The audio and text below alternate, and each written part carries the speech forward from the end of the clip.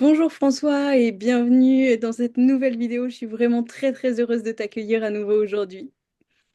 Bonjour Eliette, alors on continue. Enfin, c'est un sujet passionnant. Oui.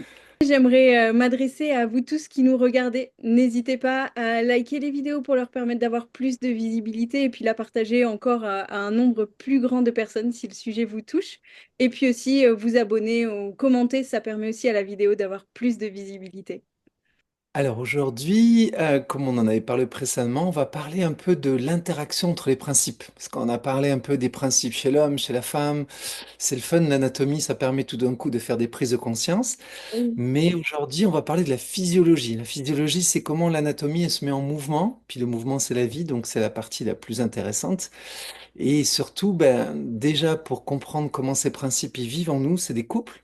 Et aussi pour comprendre mieux finalement quand on arrive à créer un couple en dedans de soi entre ces principes, ça va faciliter pas mal la tâche pour entrer en couple avec l'autre principe, mais aussi pour toutes les interactions. Parce que finalement, quand deux hommes interagissent, deux femmes interagissent, c'est important de se polariser. Et puis que le principe féminin écoute le principe masculin, que le principe masculin offre au principe féminin. Et quand je parle d'écoute, c'est parce que c'est un capteur, hein, c'est un réceptif, mais on a vu que c'était un capteur alchimique. Oui. Donc en fait, il n'est pas passif, il reçoit pour rentrer dans cette puissance de donner chair et corps à toute une émissivité qui, elle, parfois est pas si forte que ça. Alors déjà, pour revenir un peu, hier j'ai réécouté la vidéo qu'on a faite. Ouf, c'est intense, moi je vous conseille de la regarder en 3 fois. Et puis ça m'a donné envie de vous parler un petit peu de mes sources, parce que je parle, mais je n'ai pas trop parlé de mes sources. Et donc je voulais un petit peu vous en parler, parce que c'est le fun finalement de, de partager ce qui nous a construit, ce qui nous a fait grandir. Et pour ma part, ben, j'ai grandi dans une famille un peu Harry Potter, avec des parents dans le monde du, de la thérapie, de la médecine douce. Mais bon, j'ai un père très scientifique et une mère naturopathe, donc un père ostéopathe. Et donc il nous a toujours mis en contact beaucoup à la fois avec la science, mais avec le côté global et holistique des choses. Alors ça a été mes premiers enseignants, mes parents comme tout le monde. Et puis par la suite, ben, mon père s'intéressait beaucoup de par ses dons aussi qu'il avait, s'intéressait beaucoup au monde invisible. Et donc il nous promenait d'endroit en endroit. Et entre autres, j'ai fait partie avec mon frère cadet d'une organisation qui s'appelait Terre d'Alliance, qui était fait par le ministre de l'Agriculture et qui se posait des questions sur la Terre. Et il avait réuni 12 personnes, dont deux enfants, que c'était nous quand on était enfants, pour être la voix de l'innocence et pour parler de comment faire en fait pour la perte du compost et de toutes ces choses très importantes de nos jours. Et ça m'a amené à prendre conscience des dégâts que faisait Monsanto. Voilà, j'avais envie d'aller mettre des bombes là-bas aux États-Unis. Je commençais à apprendre à faire des C'est cocktails Molotov. ce que tu me J'en parlais. disais la dernière fois, ouais. C'est ça. Et puis finalement, je me suis rendu compte voilà, que les femmes, c'était elles les vraies bombes et que c'est finalement dans le couple et dans l'amour que on peut vraiment transformer la planète, mais qu'il faut du compost. Ça m'a sensibilisé au compost et symboliquement, le compost, c'est la sagesse. C'est le monde de la sagesse, donc je me suis beaucoup intéressé à ça. Et de fil en aiguille, m'intéressant tous les grands penseurs de l'humanité, regardant des films des grands êtres qui nous ont accompagnés. Euh, voilà, je suis parti dans pleine voie, un peu comme beaucoup de gens qui cherchent. Et puis j'ai rencontré l'enseignement d'un pédagogue français d'origine bulgare qui s'appelle Omra Mikhail Ivanov. Et ça a été vraiment un grand moment d'ouverture parce que son enseignement a quelque chose de très particulier, c'est qu'il ouvre sur tous les enseignements du monde. Alors, là, je me suis dit, c'est chouette, j'ai une source comme une sorte de bibliothèque d'Alexandrie, mais une bibliothèque vivante, avec quelqu'un que je trouve extrêmement transparent, qui faisait comme pas d'ombrage à la lumière qui le traversait. Et là, évidemment, je me suis mis en fait à étudier tout cet enseignement avec beaucoup d'attention et surtout c'est un enseignement qui est pratique. Alors parfois ça peut être un peu rebutant comme tous les enseignements quand il y a de la pratique. C'est facile de remplir sa tête, mais là il y a beaucoup de pratiques, des pratiques très simples. Façon de manger, la façon de parler, la façon de regarder. Alors bon, je suis pas toujours, bien sûr, je suis pas arrivé à la maîtrise de ces choses-là, mais ça m'a quand même beaucoup enseigné, cultivé et alimenté ma passion. et mon amour. Voilà, et puis dans tous les domaines, on peut croître. Et pour moi, c'était un endroit de croissance très grand qui a jamais tari comme une, euh, une source infinie de sagesse. Et je parle de ça parce que aujourd'hui, j'aimerais parler des interactions basées sur une prière comme Rami Ivanov a donné. Son enseignement est à la fois pour les athées comme pour les religieux, euh, parce qu'il est plus centré sur de la pédagogie et de la philosophie.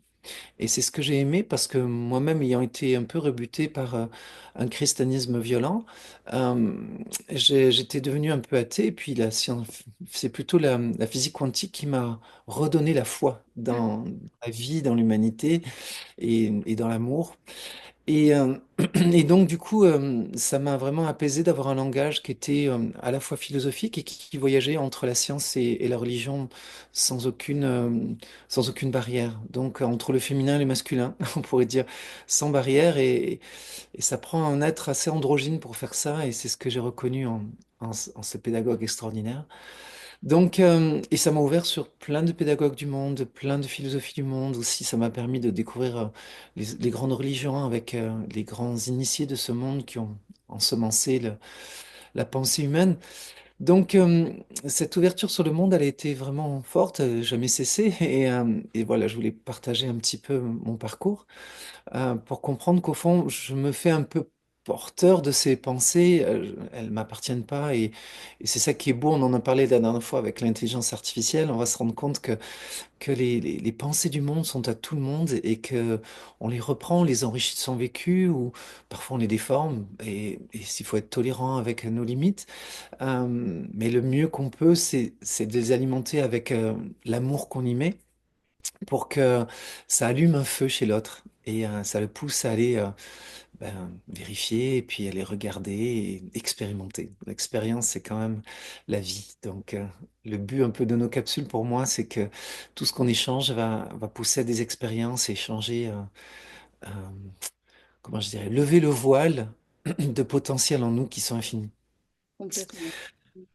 Voilà, et donc la dernière fois, on est parti de bas en haut, un peu du côté physique, avec le corps physique, côté émotionnel, mental, tout ça.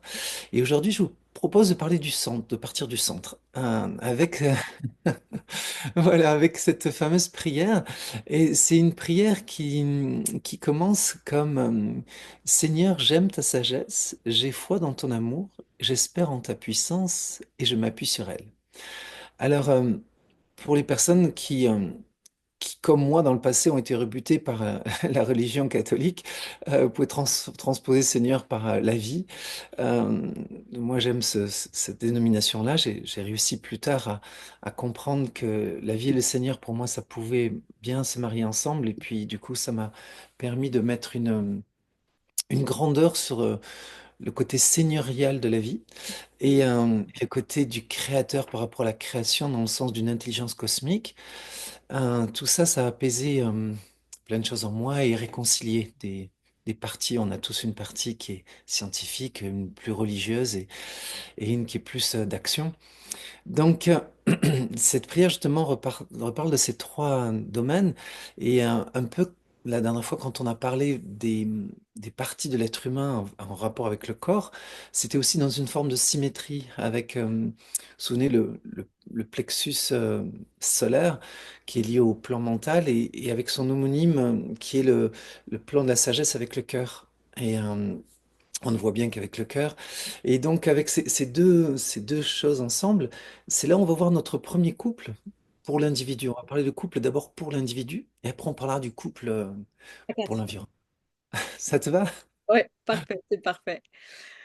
Je peux juste, Alors, avant que tu oui, continues, juste préciser que moi, je suis venue d'un milieu où la seule religion, c'était la science. Et où du coup, j'ai pas du tout grandi dans des espaces religieux ou connectés à la spiritualité en quelque sorte, mais que il y a quelques années, j'ai découvert la prière dans son essence et dans le pouvoir que ça peut apporter. Et voilà, c'est extraordinaire. Et c'est ça que je pense, c'est pour ça qu'on s'entend si bien, c'est que moi, en fait, mes parents étaient un peu pauvres quand j'étais jeune et ils nous ont mis dans un milieu, comme font beaucoup les gens qui n'ont pas d'argent, en se disant ils vont avoir une bonne éducation, mais on s'est fait tellement frapper que on a détesté, donc rejeté le bébé et l'eau du bain, quoi. Et, euh, et après, ça a pris du temps de reconstruire, sortir de ce post-traumatic disorder et de reconstruire ça, de faire la paix avec le monde religieux. Mais du coup, mes parents étaient, quand ils ont vu les conséquences de leurs gestes sur nous, comment ça nous avait blessés. Mon père était pas tellement religieux, était plutôt scientifique, mais il avait ce côté spirituel, je dirais. Et, hum, et donc, ma mère était plus religieuse, mais elle a une spiritualité aussi naturelle. Donc, voilà, pour moi, c'est plutôt l'appréciation, l'amour de la vie, c'est la spiritualité de manière simple. Voilà, donc, pour continuer sur les fameux couples, alors si on prend le premier couple, donc le côté mental et le côté sagesse, c'est entre la poitrine et notre diaphragme, notre plexus solaire, on voit cette notion Seigneur, j'aime ta sagesse, ou la vie, j'aime ta sagesse, comme ça résonne pour vous. Euh, et quand on voit cet amour de la sagesse, on a vu que justement la poitrine, elle est davantage liée au... Cette prière, on pourrait dire qu'elle est plus adressée au plan supérieur. Oui, Mais en même temps, on voit que les plans supérieurs, ils se miroitent dans les plans inférieurs. La sagesse du cœur, elle se miroite dans le plexus solaire, c'est-à-dire dans un entendement. La sagesse, elle est faite pour devenir une connaissance. D'ailleurs, dans la religion, on a toujours cette grande opposition entre l'arbre de la vie, qui est lié à la sagesse, et qui est lié au ce qu'ils appellent le plan causal dans le monde un peu plus ésotérique, initiatique. Et on a l'arbre de la connaissance du bien et du mal, qui est dans le plan du monde mental. Et ça, c'est la science. La science, elle connaît, et puis elle peut faire autant le bien que le mal avec ça. Et là, en fait, on a déjà un premier élément qui se définit, qui émane assez clairement, c'est que ce couple de sagesse et de mental, quand en fait il s'unit, eh bien, il déclenche le bien. Il déclenche en fait le choix du bien. C'est que le mal, c'est un peu l'ombre qui permet de mettre en évidence la lumière. C'est comme dans une salle de cinéma, on a besoin de l'obscurité pour voir le film, sinon on le voit pas bien. Et en fait, on éteint les lumières que pour ça. Et dans notre vie, souvent, en fait, on éteint les lumières de notre vie, consciemment ou inconsciemment, pour mettre en lumière en fait le bien. Mais quand on pense un peu justement physique quantique et que tout en fait est tellement lumineux qu'on vit dans une supralumière qui nous aveuglerait, heureusement que finalement il y a eu un soleil et il y a des jours et des nuits pour qu'on puisse, à notre niveau mental, aborder cette alternance entre lumière et nuit, bien et mal, pour que on s'oriente et qu'on découvre qui on est. Euh, mais pour ça, il faut des scénarios avec beaucoup de mal pour faire sortir du bien. Alors bon. C'est très philosophique comme concept, c'est pour ça que la pensée, elle a beaucoup été finalement éclairée par la philosophie et le monde de la sagesse. Mais donc, le premier point, c'est l'amour de la sagesse. Et ce couple-là, qui est en nous, il se met en branle quand il y a cet amour de la sagesse. Alors, la connaissance, elle va être orientée. Elle va être orientée parce que la sagesse est liée à une intuition. Et on va faire une recherche, tiens, par exemple, sur l'atome. Et oui, l'intuition va nous dire, bah, tiens, je pourrais faire une bombe avec ça, déjà fait, ou bien je pourrais mettre en apesanteur des objets, parce que avec les principes de radiation, de ça, on peut faire pratiquement de l'antimatière. Donc on pourrait finalement, c'est peut-être sympa de changer nos véhicules, d'enlever les routes, et puis d'avoir quelque chose qui... Alors tout ça, c'est de la force atomique. Et la sagesse, vous voyez bien, on l'a vu par l'histoire, qu'elle n'a pas été là en premier. Les premières choses, elles ont plutôt... bon, Einstein, il a découvert un truc, Oppenheimer, il en a fait autre chose, et puis et il s'en est voulu. Mais si la sagesse avait été présente dans ce monde de science, ben, ce couple, il aurait fonctionné mieux et on serait peut-être passé tout de suite à de l'antimatière, à de l'antigravité, à des choses qui sont peut-être qui nous attendent et qui seront peut-être plus utiles avec le monde de la sagesse. Voilà, alors on le voit surtout avec l'armement, il y a énormément de recherches sur l'armement, mais voilà, le manque de sagesse fait que c'est davantage fait pour établir un rapport de force et donc finalement nourrir la peur, alors qu'en fait la sagesse, c'est celle qui amène la lumière et qui devrait enlever la peur. Donc logiquement, grâce à la sagesse, on devrait être un monde où, parce qu'on se comprend, hein, c'est la compréhension, ben, du coup, on n'a pas besoin de s'agresser. Et on revient entre l'homme et la femme, plus on arrive à comprendre l'anatomie de l'un et de l'autre, et qu'en fait on marche à l'inverse, mais totalement en complémentarité, on devrait cesser de s'agresser logiquement. Et quand quelqu'un émet une énergie masculine, on va appeler martienne, qu'on va appeler guerrière, mais comme les étoiles s'envoient de la lumière, mais elles s'agressent plus, elles s'enrichissent, elles s'augmentent. Et donc, quand une énergie de beauté, de bonté, de bien, en fait, est émise, de pas la prendre, oh, je vais être victime de ça, je tombe en amour, je tombe amoureux, il y a toujours une chute hein, derrière ça. Et donc, et donc, du coup, ben, je rentre en guerre. Je rentre en guerre avec une femme à qui je peux pas résister, je rentre en guerre à un homme à qui je peux pas résister. Il y a toute cette notion de, finalement, de lutte des principes, au lieu d'être en fait un dialogue. Et dans le dialogue, il y a justement cette notion de jour et de nuit, de verbes qui s'échangent, qui s'enrichissent, qui s'ensemencent, comme la terre, comme plutôt, pardon, la semence qui est une forme de lumière, va être mise en terre dans l'obscurité pour refleurir. Alors tout ça, c'est des concepts très philosophiques. Et cette notion d'aimer la sagesse, elle est pour moi le principe de ce couple. Alors là, ça va être intéressant parce que si on le replace en anatomie chez l'homme et la femme, on va le faire différemment. Étant donné que l'amour, on le voit comme un principe d'émission, Oui. et la sagesse, c'est une puissance, c'est un statement, elle est partout, mais il faut aller la chercher. C'est Isis dévoilée, là, il faut la dévoiler de cette voile et la mettre à nu pour waouh! Et là, on voit ce qu'est le bien, c'est-à-dire que le mal et le bien ont travaillé ensemble suffisamment pour tout d'un coup qu'il n'existe que le bien. Dans le sens qu'il n'existe que la vie, qu'il n'y a plus de mort, qu'il n'y a plus de conflit, et il n'existe que la vie, et du coup, le mal, c'est toujours au service du bien, et donc ça va vraiment loin parce que ça va aussi abolir cette notion de conflit entre le diable et Dieu, qu'on voit dans beaucoup de religions, entre le fait qu'il y aurait une force opposée au bien oh là là, il faut aider le Créateur parce que sinon il n'est pas capable. Et dans nos destinées, du coup, ça nous met toujours dans une position de victime parce que on est victime du mal, quoi. Donc, du coup, s'il nous arrive un truc, c'est quelle est la force invisible qui nous a maudite ou quel est l'homme ou la femme qui nous en veut. Et, alors, on est dans cette dualité, mais parce qu'il n'y a pas de dialogue, il n'y a pas d'échange pour comprendre. Et si c'était moi qui écris ce scénario, comme ils disent dans le Zohar, où eux, ils prétendent que chaque être humain, avant de s'incarner, écrit tout le scénario de sa vie, mais finalement, pour comme un film, qui a besoin de beaucoup d'obscurité pour mettre des contrastes et apprendre des choses. Et du coup, les notions de beaucoup de philosophie que la vie est une école. Alors là-dedans, en tant qu'homme et femme, on navigue pas tout à fait pareil, Euh, mais c'est le même principe. C'est juste qu'on va l'aborder avec, la femme va l'aborder avec son cœur, puisque c'est là qu'elle aime, et sa sagesse, donc elle va aimer sa sagesse au niveau du cœur, et puis elle va en mettre son intellect, son monde mental, elle va le mettre en gestation. C'est là que, du coup, elle va générer, elle va infuser, il va sortir dans son mental des choses qui sont souvent très surprenantes et où, parfois dans un silence ou une réserve, quelques mots, quelques phrases vont, ouf, des phrases de sagesse vont sortir et voilà, on voit un peu la notion dont on parlait la dernière fois de grand-mère qui en deux mots, elle vous habille, quoi. Et les choses sont simples. Donc, c'est aussi que dans le monde mental, comme la femme est moins émissive, elle va, elle va passer pour plus victime, dans le sens que si elle se fait agresser par le mental de l'homme qui est très tac, tac, tac, tac, qui picore tout le temps, le féminin, et on le parlait la dernière fois, il parlait dans la défense, il est là pour se faire enrichir d'une force et pour la redonner au centuple, en puissance. Donc, quand il est agressé, c'est déjà injuste parce que c'est contre sa nature, c'est donc une offense au principe féminin.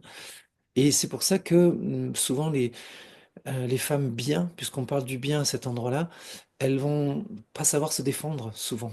Et ça va prendre du temps pour répondre. C'est Dostoïevski qui disait ça, que les gens bons et bien, pour se défendre, ils sont lents. Et souvent, en fait, la bataille est déjà gagnée, apparemment, par l'argumentaire qui va en fait agresser la femme dans son plan mental. Puis sa sagesse va la défendre plus tard. Puis c'est même pas une défense en fait. C'est la vie qui va revenir dans ces terres qui ont été brûlées. Elle va réensemencer pour que, par la beauté qu'elle va faire grandir dans son plan mental, l'homme retrouve une admiration. Il veuille lui donner, il veuille regarder en fait cette sagesse qui a infusé son plan mental. Alors, les couples fonctionnent différemment pour l'homme. Lui, il est actif dans le plan mental. Et s'il a une passion justement pour le monde de la science et qu'il a cette exigence scientifique et qu'il est dans ce dialogue, il devrait en fait, de par sa pénétration dans le plan mental à la recherche de la sagesse, ensemencer son cœur et tout d'un coup avoir des intuitions. Et on le voit chez tellement de grands sages qui ont fait des recherches profondes sur des sujets et qui tout d'un coup, en fait, ont fait émerger un monde de sagesse qui se traduit par parfois de la poésie, comme Rabindranath Tagore, qui est quand même un homme. Gandhi disait de lui que lui, il a vaincu les Anglais, il a libéré l'Inde de l'emprise de l'Angleterre, mais il disait, Tagore, lui, il a libéré l'Inde de l'emprise des Brahmanes. Et les Brahmanes ayant une religion qui est devenue perverse et qui a mis les femmes en esclavage et qui a créé cette caste d'intouchables. Donc, c'est quand même un homme qui, parce qu'il a étudié les sciences qui étaient à sa disposition d'une manière très, très, très profonde, mais il a ensemencé son monde de l'art. Il a beaucoup développé l'art et la poésie, et il a réussi finalement à donner tout un enseignement. Il a accepté de s'isoler dans la plus grande pauvreté, aidé par sa femme, pour donner un espace où il allait enseigner essentiellement les femmes et les indigents, les intouchables. Donc, on voit ces hommes de charisme qui ont bouleversé le monde. Ils ont orienté, ils ont aimé la sagesse, même sur le plan mental, ils sont allés chercher ça. Qu'est-ce qui est sage? Qu'est-ce qui amène la vie? Et non pas ce qui amène la mort. Donc, ils ont percé, remonté le fil, comme on monte une corde, pour se hisser dans un monde où là, ils sont entrés dans des extases, dans des états d'être incroyables. Et ils ont pu manifester une sagesse à travers parfois les arts, à travers quelque chose de plus féminin chez eux. Et beaucoup d'enseignants hommes nous racontent des histoires, on en parlait la dernière fois, ils utilisent leur cœur comme un grand-père, nous racontent des histoires, des images, pour finalement glorifier cet amour de la sagesse. Chez une femme, elle va aller dans sa sagesse et elle, par certains mots, elle va être capable d'exprimer les choses avec des fois une telle précision comme un laser. Donc c'est la même énergie, mais dans nos couples, ils fonctionnent un peu différemment. Pour Ok. voir déjà à la fois ce couple, comment il est important de le mettre en place sur le plan mental, et à la fois comment il se manifeste un peu différemment chez l'homme et la femme, parce que ça va présager déjà de comment s'aimer entre nous. Au fond, j'ai envie de sauter déjà à ça pour faire cette quadrature du cercle de ces quatre Allons-y. côtés Allons-y. qui met en place en fait ce cercle de la vie, parce que la quadrature, elle nous enferme, hein. On le voit dans l'homme de Léonard da Vinci, il est ouvert comme ça, mais il est pris, cette croix qui est ouverte, elle est aussi mise dans un cercle, elle est mise dans un carré, pardon. Donc ça, c'est l'enfermement de l'incarnation. Et c'est les oppositions des murs, toc, toc, le masculin, le féminin, toc, toc, l'esprit, la matière. Et à l'intérieur de ça, finalement, ce cube enfermant, quand il se déploie, ça donne cette croix. Et cette croix, en fait, elle permet de toucher. Elle a cette horizontalité, puis quand elle se met un peu comme ça, en s'écartant, là, elle touche le cercle. Hein, vous savez, vous vous souvenez, cet homme de Da Vinci. Et quand elle touche ce cercle, c'est là qu'en fait elle touche le monde divin, le monde sublime, le monde euh, de l'unité. On en parlait, la tête qui représente l'unité. Et là, elle se libère. Finalement, quand la matière retrouve le monde de l'esprit, eh ben là, elle est en libération. Mais elle devient aussi en fonction, c'est-à-dire que quand le cube s'est ouvert, il est capable de fleurir, il est capable le masculin et le féminin donne la vie au centre et c'est cette fameuse rose qui fleurit dans le cœur. On en parlait la dernière fois, ce centre le plus puissant de notre être. Alors, cette notion entre l'homme et la femme, ça va être hyper important, c'est parce que c'est dans le cercle, quand ils vont rentrer dans une dynamique, quand ils vont pas rester statiques. Quand ils sont comme ça, ils sont statiques. Oh, moi, je suis la femme, je maîtrise la terre, je suis dans le concret, et puis moi, je fais des enfants, toi, tu fais quoi? Ah non, non, mais moi, là, je suis dans le monde spirituel, je suis connecté, c'est moi qui ai raison d'abord, de base. Et, et donc, je vais t'enseigner, je vais te dire c'est quoi la vie. Donc, cette autorité injuste et cette puissance résistante et ce conflit qu'on voit depuis les millénaires où oh, c'est le carré, là, comme en astrologie, et qui se met en défi. Et en fait, il est utile. Le carré, c'est l'engagement, c'est l'endroit où on se rencontre et on va vouloir se mettre en mouvement.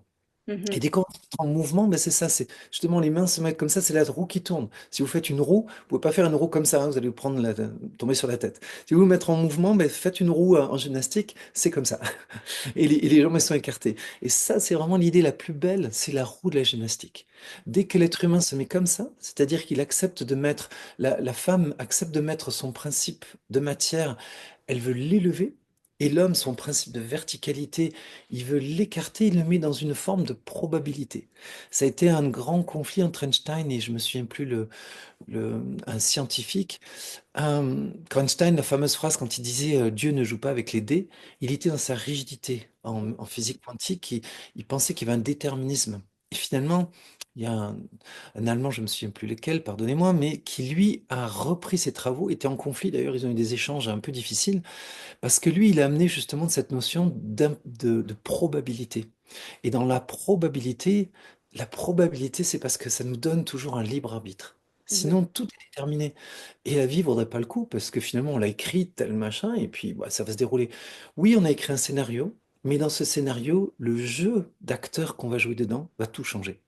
Et on peut faire basculer le scénario d'une manière à l'autre par notre jeu d'acteur. Et c'est ça l'improbabilité de la vie. On, on fait un projet, mais il va peut-être donner quelque chose de gigantesquement beau ou au contraire un truc d'affreux, hein, parce qu'il s'est rigidifié et il était dans, dans la mortification des choses. Au contraire, il était dans le dynamisme des choses et il apporte la vie ou pas. Et donc, le couple, c'est magnifique. Le mariage, ça fait partie des grandes initiations de la vie, en tout cas des choses sacrées de la vie, qui soient sacralisées par l'amour ou par des cérémonies. C'est pas le plus important, c'est surtout le vécu. Et cette notion donc de mise en mouvement, cette improbabilité, euh, on le retrouve dans Mark Twain quand il dit les enfants ne savaient pas que c'était impossible, alors ils l'ont fait. Ben, dans le couple, c'est la même chose aussi. C'est pas possible de faire que ça s'entende. Donc il va falloir qu'on fasse ça. Et quand on va faire ça, waouh, ben là, on voit, hein, c'est comme les ailes d'un oiseau, ça vole et ça va quelque part. Mais si c'est ça, oh, ben là, c'est la croix de la tombe, hein. Pff, on va caler. Et c'est l'encre, pff, on va tomber au fond de la mer. Mais dès qu'on est avec ce mouvement-là, ça fonctionne dans le couple. Donc, quand est cet amour de la sagesse qui est partagé chez l'homme et la femme et que le mental de l'homme s'élève vers la sagesse de la femme, et donc c'est deux pôles masculins qui échangent finalement. C'est comme en fait deux universitaires, hommes ou femmes d'ailleurs, c'est pas le problème, mais des personnes qui échangent leurs connaissances et qui disent, mais toi là, ça se passe comment dans le monde de la sagesse? Ben moi, c'est beau. C'est c'est bien, c'est bon, c'est magnifique. Et puis voilà, moi je ressens ça. Et l'homme du coup dit, ah ben là tu m'as donné des trucs, je vais essayer d'aller le chercher dans le plan de la science. Donc il y a des échanges qui vont se faire entre le monde de l'invisible et le monde du visible.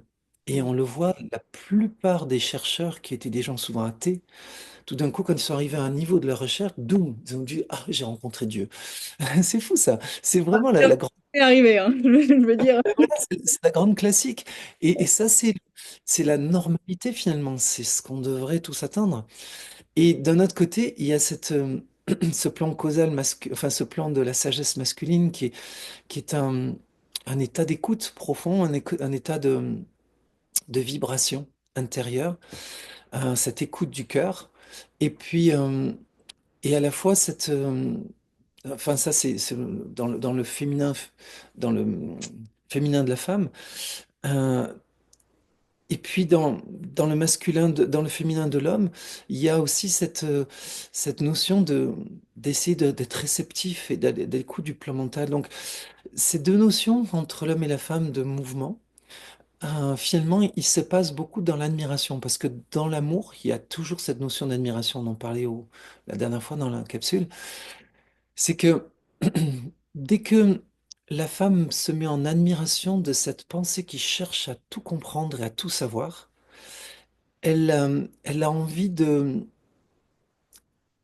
elle a envie de se mettre à nu auprès de lui, regarde, regarde-moi en fait, je suis lié au féminin de ton mental. Et lui, c'est la lumière, il cherche la lumière. Donc en fait, moi, dans mon féminin, je suis la lumière que tu cherches. Et donc elle se met à nu face à lui, c'est-à-dire qu'elle se met en miroir de ce qu'il cherche. Et on va le retrouver dans le fait que chez l'homme, il va chercher une femme vertueuse, une femme qui est bien. Et on le dit souvent, il faut que tu sois une femme bien parce que c'est une femme vulgaire, c'est une femme qui est pas, qui est pas bien éduquée, mais dans le sens qui a des bonnes manières, mais dans le sens pas du 19e siècle.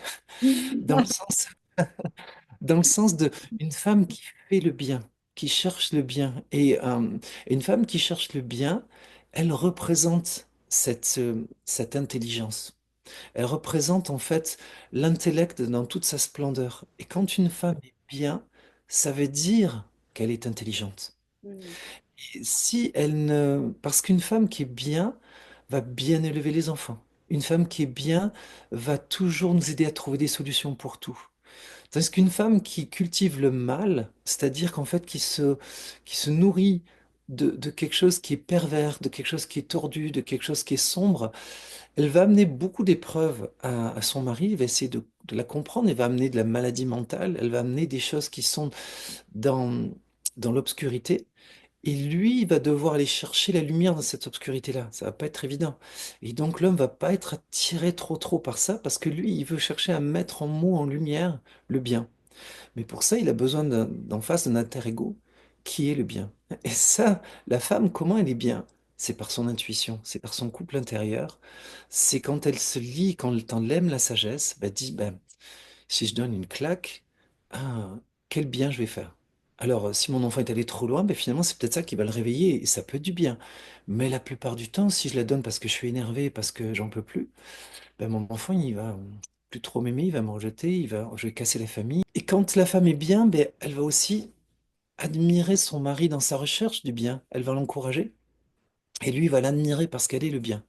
Donc, ces couples-là sont hyper importants à mettre en place et de comprendre que une femme, plus elle aime la sagesse, plus en fait elle cherche le bien et plus elle va être aimée par un homme sur le plan de la conscience, sur le plan de la conscience.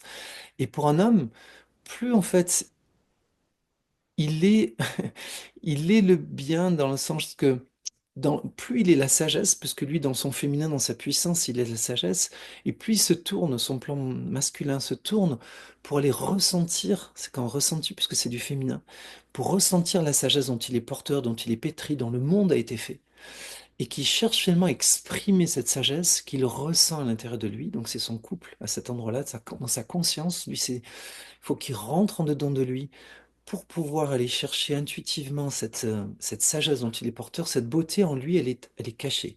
Ce bien, il faut qu'il aille le chercher. Et s'il va pas le chercher, ben, il est fier d'être un bad boy. Et souvent, les femmes sont attirées par les bad boys parce que finalement, les bad boys, ils ont une certaine puissance, mais ça permet à une femme de légitimiser aussi qu'elle n'a pas besoin d'être bien si elle est avec un bad boy. Donc, c'est un couple paresseux. Tandis que si lui fait un travail intérieur pour aller chercher le bien en lui, ben, il devient ce fameux chevalier et lui, du coup, il veut aller soulever le Graal dans l'archétype. C'est ça que fait le scientifique. Il veut soulever le voile qui couvre le Graal. Il veut aller comprendre, dénuder la matière pour en révéler sa beauté. Et s'il a cette dynamique intérieure d'aller écouter le bien en lui, alors il peut le manifester, il peut l'exprimer et chercher une science qui va faire le bien. Il y a tellement de sciences qui fait le mal dans le monde. Et on le normalise malheureusement. Donc, cette notion de bien et du mal, elle est hyper importante. Ça, c'est une réconciliation dans les religions entre entre le Dieu et Lucifer, bon, on le retrouve partout, hein. Il y a plein de mots qui décrivent en fait le côté sombre, à la fois dans le plan mental, c'est souvent cet esprit-là qu'on décrit. Euh, dans le plan émotionnel et physique, c'est encore des noms différents pour parler du mal. Mais là, à cet endroit-là, voilà, c'est cette quête du bien qui va à la fois permettre à notre couple intérieur de, de façonner le mental de l'homme d'une manière lumineuse et et qui va vraiment séduire la femme dans le bon sens du terme, en fait, qui va la faire tomber en amour parce que un homme qui s'intériorise pour aller exprimer le bien dans sa recherche scientifique de la vie et explicative de la vie, c'est hyper attractif parce qu'on se dit, cette personne, elle veut comprendre le bien et donc quand on le comprend, on peut éclairer les zones d'ombre et donc du coup, on va enlever la peur et ça va permettre, grâce à cet homme-là, de se promener beaucoup mieux. En tant que femme, elle veut être le bien, donc elle veut être la lumière. Donc elle aussi, sa part d'éclairage, mais c'est dans l'être. C'est pas forcément dans le faire et dans l'explicatif, c'est dans l'être. Par contre, elle va être très dynamique d'aller chercher dans sa sagesse. Donc c'est pas vraiment comment je dirais, elle, son dynamisme, c'est d'aller vraiment chercher la sagesse. C'est pas d'aller forcément à l'intérieur d'elle.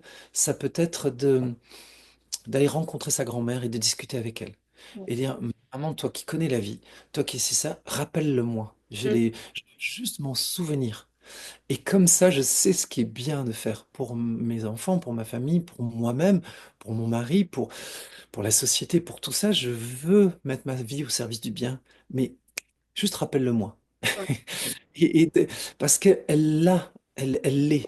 Tandis que l'homme, lui, il faut qu'il aille le chercher à l'intérieur de lui pour le Mm. manifester et guider sa vie comme ça. Et devenir un guide parce qu'il aime cette sagesse, Mhm. pour lui-même avant tout.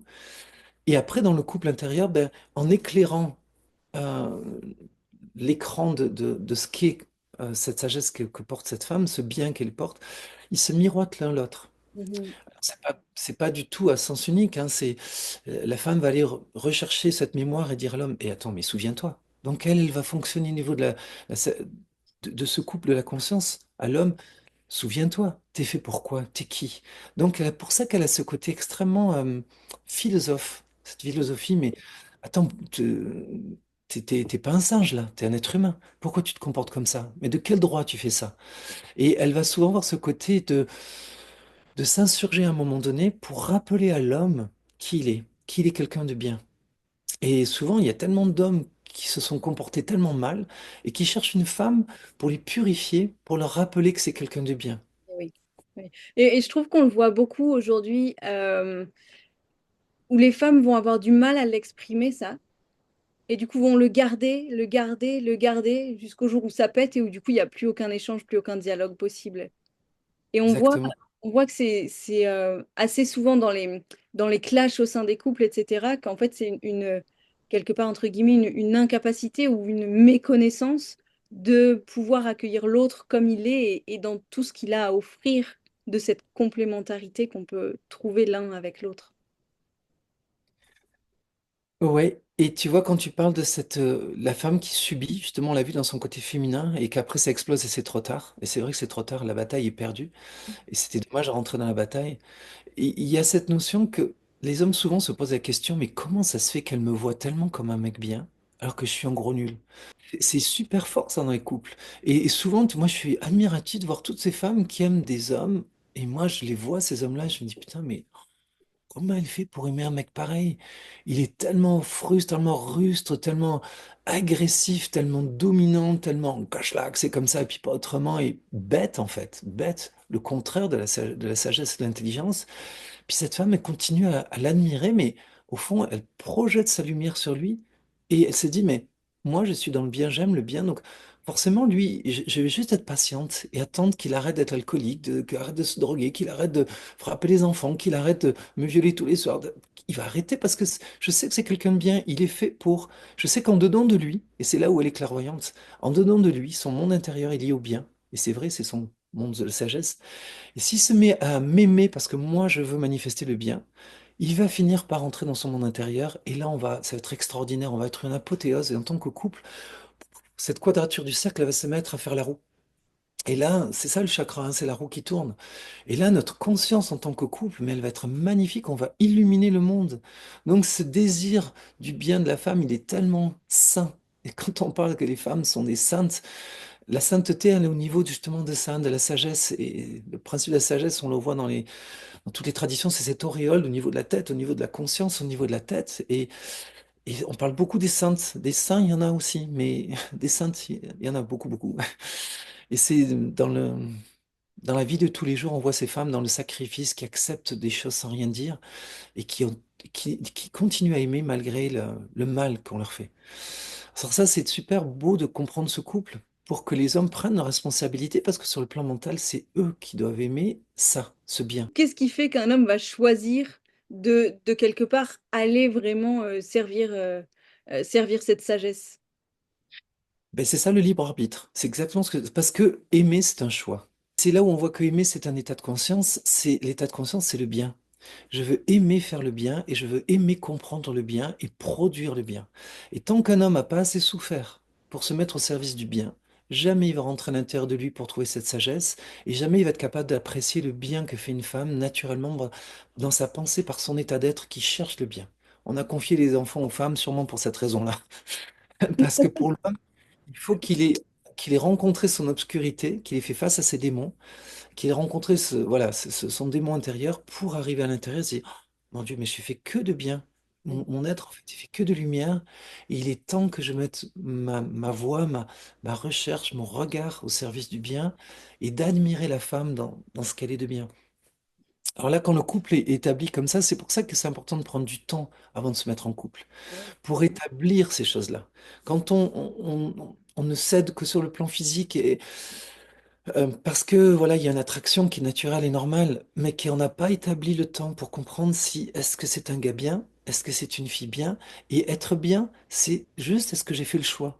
Parce qu'on peut tout à fait tous les deux être totalement mal, mais le mal, ça veut dire qu'on a encore besoin de souffrir, on a encore besoin d'être dans la guerre, donc on a encore besoin d'être dans la bêtise pour finalement apprécier le bien, puisque ça sert à qu'à ça. Le mal ne sert qu'à apprécier le bien.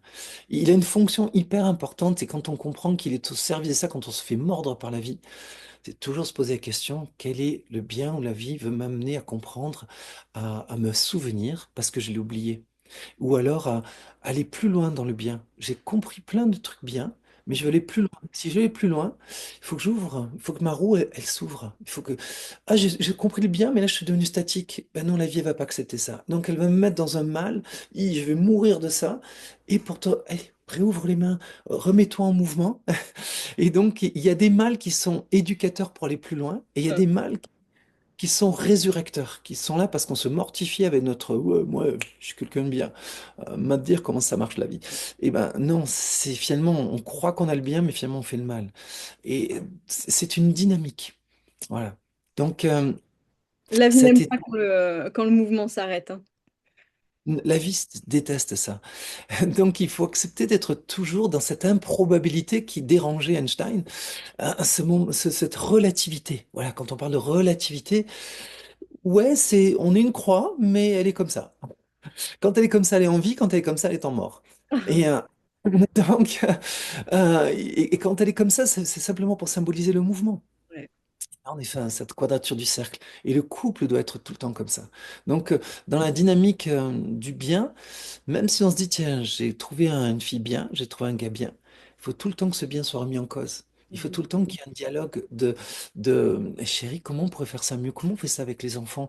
Comment tu me perçois dans... Est-ce que tu trouves que je suis dans l'expression de mon plein potentiel? Mais non, attends, moi je te connais parce que je vois le bien en toi. Et qu'est-ce que tu fous ta vie? Mais bouge Il un faut peu. faire mieux, pas mieux, quoi. Bon, alors. Mieux. Et c'est là où le dynamisme de l'un et de l'autre, le masculin, il est là pour toujours mettre en mouvement hein, le féminin. Donc, le, le regard de l'homme admiratif du bien de la femme, parce qu'il la voit belle, il te va dire, mais chérie, comment ça se fait que tu te dévalorises? Comment ça se fait que tu vois pas ça en toi? Comment ça se fait? Et la femme, quand elle se sent admirée dans ce qu'elle porte de bien, elle a envie de le manifester. Et l'homme, c'est pareil, mais comment ça se fait que tu vois pas ce que tu... Quand la femme regarde l'homme, mais moi, je vois un prince en toi, moi, je vois un être incroyable, comment ça se fait que tu le verbalises pas, tu me racontes pas des histoires. Raconte-moi des histoires, fais-moi rêver. Je vois ce qu'il y a en dedans de toi, je la vois ta lumière. Moi, j'ai l'intuition de ça. Pourquoi tous les jours, tu me racontes pas le monde, mais sous une forme la plus belle et la plus poétique du monde? Deviens un poète, quoi, en gros. Et le mec, il a Et parce qu'il pense que ses performances physiques ou financières, ça suffit. Ben, pas du tout. C'est vraiment dans le centre de l'être humain. On est là pour être des êtres de conscience. Donc le couple, je voulais parler de ce truc-là parce que c'est le plus beau du couple, il est là. C'est vraiment j'aime ta sagesse vie et j'aime ta sagesse femme, j'aime ta sagesse homme. J'aime cette waouh, la sagesse c'est vraiment quand même la lumière quoi. Donc c'est le soleil, voilà. C'est notre premier couple et c'est important de créer notre couple. Que le couple, pour créer un beau couple, il faut qu'il démarre là. Mhm. Et ça, c'est peut-être une mauvaise nouvelle pour beaucoup de nous tous parce qu'on a rarement démarré notre couple là parce qu'on est trop pressé.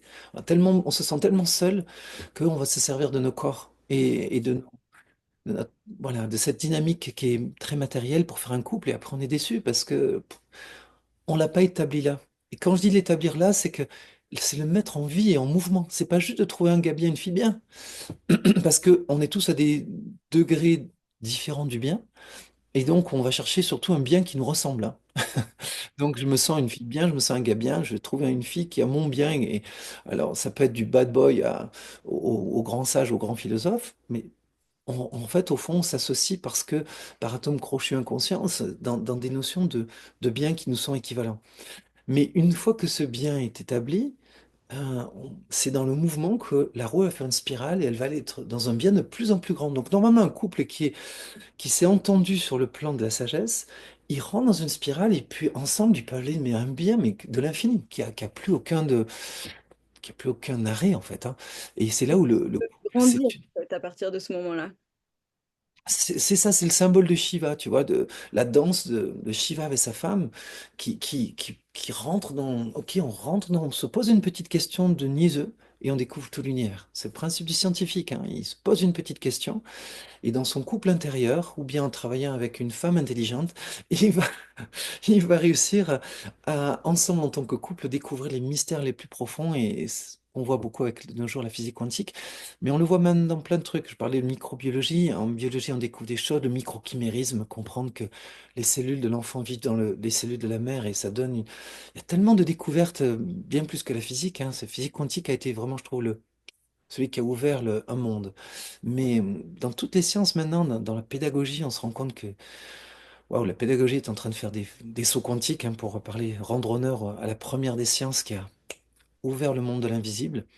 Mais partout, en fait, il y a des... Alors en France, on a quand même un peu de retard, je pense, sur la pédagogie, mais Oui, non, des retards, il y en a, mais c'est certain qu'il y a toujours cet âge de pierre qui côtoie, hein, la guerre des étoiles, hein. Et on a encore, on parle de choses magnifiques au niveau du couple, et puis la réalité, c'est que 75% des femmes sont en esclavage dans le monde, hein. Ça, c'est les chiffres de l'ONU, malheureux, mais c'est des chiffres réels. Et pourtant, on parle de couples extraordinaires. L'idée de ces capsules, c'est finalement de se redonner des repères et des directions d'orientation qui, qui sont un peu nos synthèses de vie sur les mondes de la sagesse auxquels on s'est exposé et qu'on a envie maintenant de partager avec tout le monde parce qu'on est à l'ère du partage. On n'est pas à l'ère de se dire ça m'appartient à moi parce que c'est comme ça que les gens ont gardé le pouvoir sur les autres. Mais au contraire, c'est de partager, dire, hey, les gars, moi, j'ai compris, je partage avec vous. Et envoyez-nous des retours sur le chat, ouais, donnez mettez plein de questions. et profitez du chat pour dire, bah, écoutez, moi, j'ai d'autres points de vue, et puis je peux vous-même vous enrichir ça avec passer des vidéos d'autres gens que vous avez entendus qui parlent de... Il y a des Philippe Guillemin, il y a des gens qui parlent de choses tellement belles, des Bruce Lipton, des l'idée, hein, c'est pas d'avoir un monopole, au contraire, c'est de faire une plateforme. Moi, c'est comme ça que les aides de sagesse qui m'ont enseigné, ils ont fait que des plateformes pour montrer comment il y a d'autres êtres euh, extraordinaires qui pensaient des choses magnifiques. C'est ce que j'aime, moi, dans la philosophie. C'est quand quelqu'un parle de quelqu'un d'autre, et en parlant de quelqu'un d'autre, au fond, il parle de comment eux, ils ont digéré cette sagesse et ils nous l'amènent pour nous libérer. Alors voilà, ce couple de principal, de commencer le couple par le plan du mental et de la sagesse, cet amour de la sagesse, pour moi, il est la clé d'un couple durable. Et il va nous éviter bien des inconvénients.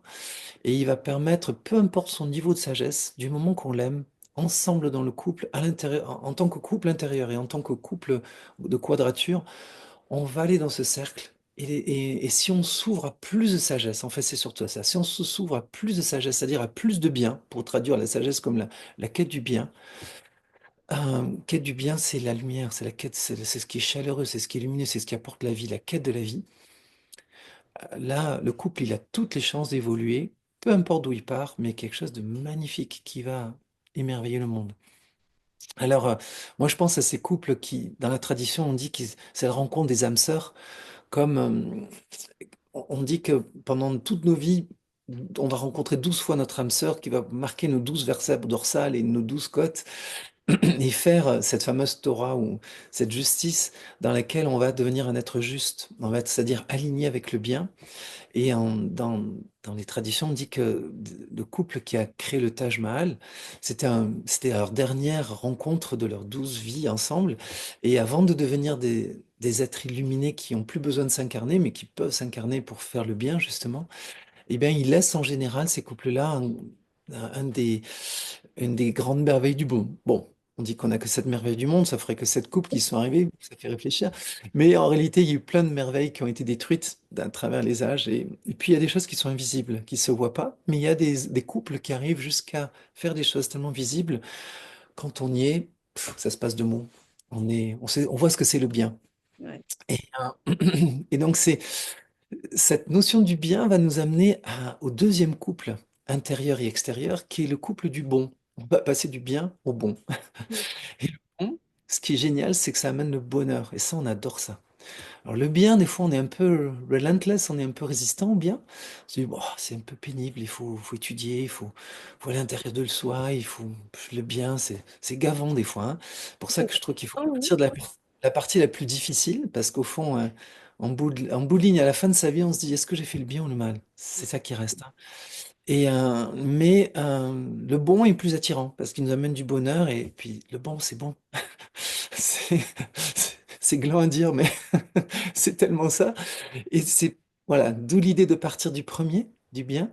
Et ensuite, c'est plus facile de descendre dans le bon sans s'y perdre. Parce Mhm. qu'on peut se perdre dans le bonheur.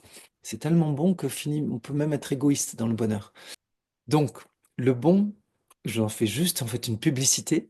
Et je pense que par sagesse, on doit arrêter cette capsule. J'espère qu'on vous a convaincu dans le miroir d'Eliette qui écoute et qui amène des éléments et moi qui me fais le verbe moteur, qu'ensemble, on vous a convaincu de commencer votre couple intérieur, cette quête du bien, et de commencer vos couples extérieurs, ou si vous êtes déjà en couple, d'aller commencer à travailler cette quête du bien. Pour que votre couple, il peut évoluer à tout moment, peu importe sur lequel couple vous êtes passé, vous êtes parti, par quoi vous êtes passé, par tellement de mal, des gens qui vous ont mal compris. C'est vraiment ça, la malcompréhension, c'est la racine de tous les divorces. Mais c'est parce qu'on s'est fait du mal. Il suffit d'une volonté intérieure pour le Exactement. déclencher des deux côtés. Ouais. Exactement, parce que l'amour du bien, j'aime ta sagesse, l'amour du bien, de cette sagesse, cette lumière, c'est un choix. Ouais. Et le moment où on le choisit, cette quête du bien, qu'on n'est pas en train de le négliger, ouais, le bien, c'est pas cool, c'est cool d'être bad boy, d'être révolté, tout ça. On s'est fait vraiment par paresse, hein, on s'est fait tout un culte de ça. On s'est fait un pouvoir même sur les autres, hein. C'est ça surtout, parce qu'on détient des connaissances qu'on refuse de donner à l'autre. Et c'est ça le côté du bad boy, de l'obscurité, on les garde pour soi. Le fait de ne pas les donner, de ne pas les exprimer, ce bien, c'est la cause même des souffrances dans le couple. Donc le moment où on décide d'aimer le bien et de partager ce bien à l'intérieur de soi, et ensuite après avec l'autre, notre couple y change, mais totalement. Et là, il va permettre de rentrer dans cette spirale expansive d'un bien qui n'a pas de limite. Mhm. Voilà, à part ça. Magnifique. Et du coup, d'accueillir des bébés dans un couple déjà harmonieux et du coup de les accueillir différemment et de pouvoir partager tout ça en plus après. Exactement. Merci beaucoup, Merci. François, pour ces échanges très très riches toujours. Et puis on se retrouve la prochaine fois du coup pour parler du bon. Merci à Excellent. tous. Et n'hésitez J'ai- pas à partager, à commenter, à nous envoyer vos questions et on y répondra avec grande grande joie. À bientôt! À bientôt.